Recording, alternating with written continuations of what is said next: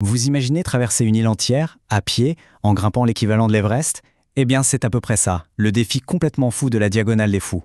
Aujourd'hui, on décrypte ensemble cette course de légende qui se déroule sur l'île de la Réunion. Alors attention, on ne parle pas juste d'une course.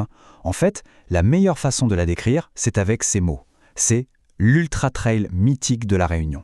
Chaque année, c'est un pèlerinage pour des coureurs du monde entier qui viennent se frotter non pas à un simple parcours, mais à une véritable légende. Mais ce nom, la Diagonale des Fous, il vient d'où au juste? Pour diagonale, c'est assez simple. C'est une traversée de l'île en diagonale. Quant au mot fou, eh bien il prend tout son sens quand on commence à regarder la difficulté de l'épreuve. Clairement, c'est une course pour celles et ceux qui aiment un peu flirter avec leurs limites. Pour bien se rendre compte de l'ampleur du truc, le mieux c'est encore de regarder les chiffres. Et je vous préviens, ils donnent un peu le vertige. D'abord, la distance. Plus de 160 km. Pour se faire une image, c'est un peu comme relier Paris à Orléans, sauf que ce n'est pas sur une autoroute toute plate évidemment. C'est à travers des montagnes, en courant de jour comme de nuit. C'est une traversée quasi complète de l'île qui pousse vraiment le corps dans ses derniers retranchements. Et comme si la distance ne suffisait pas, il faut ajouter le dénivelé. Accrochez-vous bien, plus de 9000 mètres de dénivelé positif. Pour faire simple, c'est comme si on partait du niveau de la mer et qu'on grimpait tout en haut de l'Everest. C'est juste monumental. Mais une course comme ça, c'est beaucoup plus que des chiffres. C'est une vraie histoire, presque un film qui se déroule en direct. Et comme dans tout bon récit, il y a 3 moments clés à ne surtout pas manquer. Acte 1. Le départ.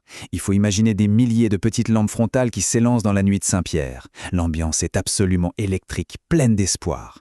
Puis, on entre dans le cœur du réacteur, le fameux cirque de Sillaos.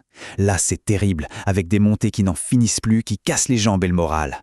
Et enfin, l'apothéose. L'arrivée à Saint-Denis, c'est un moment d'une émotion pure, de larmes, de soulagement. Et le paradoxe de cette course, c'est que la souffrance se mêle à une beauté à couper le souffle. Les coureurs sont sur des sentiers hyper escarpés, au bord du vide, sur des crêtes balayées par le vent. Mais la récompense, ce sont des panoramas incroyables sur le Piton des Neiges ou depuis le Maïdo. Le décor est à la fois l'obstacle et la motivation. Bon, et si toute cette aventure donne envie de la suivre en direct, voilà tout ce qu'il faut savoir pour ne rien rater de l'édition 2025. Alors, à noter dans les agendas, le départ officiel de la Diagonale des Fous 2025, c'est le jeudi 16 octobre. Le coup d'envoi sera donné à 21h, heure de la Réunion, ce qui fait qu'en métropole, il sera 19h. Parfait pour commencer la soirée avec des images qui s'annoncent saisissantes. Pour suivre ça, il y a plusieurs options. On peut regarder la course en direct à la télé ou sur le streaming officiel en ligne.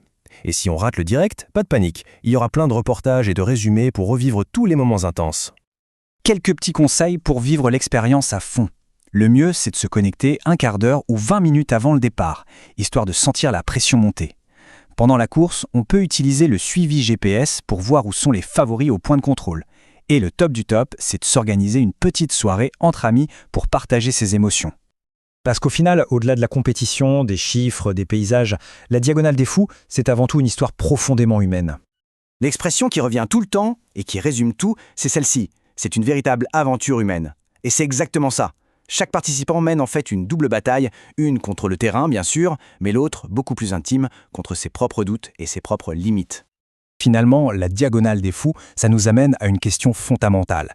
Quand on voit ces femmes et ces hommes affronter ce qui paraît impossible, on se demande « mais où se situent vraiment les limites de l'endurance humaine ?» Et c'est peut-être ça, la vraie magie de cette course.